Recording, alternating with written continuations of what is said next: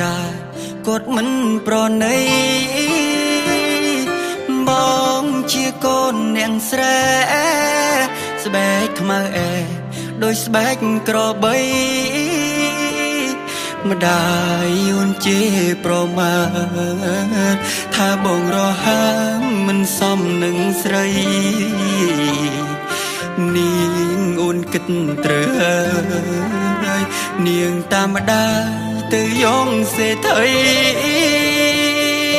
អូនាងតាមម្ដាយព្រោះតែលុយ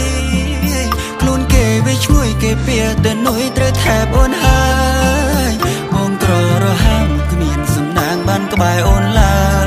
យអូននៅក្បែរបងជីវិតមិនល្អមានផិតមានផើណាស់ហើយបងជូនប្អូនស្រណោសំដីដែលធ្លាប់សន្យាការគ្រាក្រនាងញៀនញ៉ាំនឹងលបល្អចាប់ខ្មៅចៅសនាងចូលក្រុងភ្លេចស្រែស្រូវបើអូនយកគេមានម៉ែអូនកុំភ្លេចបងដៃធ្លាប់ថ្នាំងថ្នមធ្លាប់លួងលោមមាមេឆ្លងផុនយំនេះស្នេហ៍យើងត្រូវតទេទៅចោលមាមេគៀមគ្មានទេ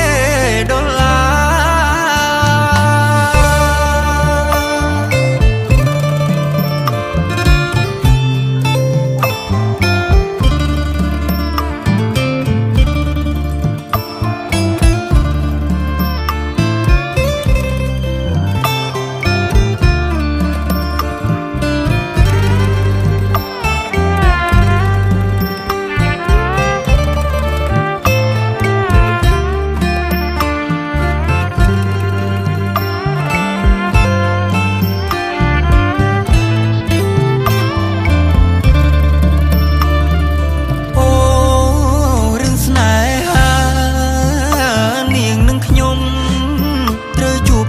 របាយរូបមុំព្រោះតែមេដា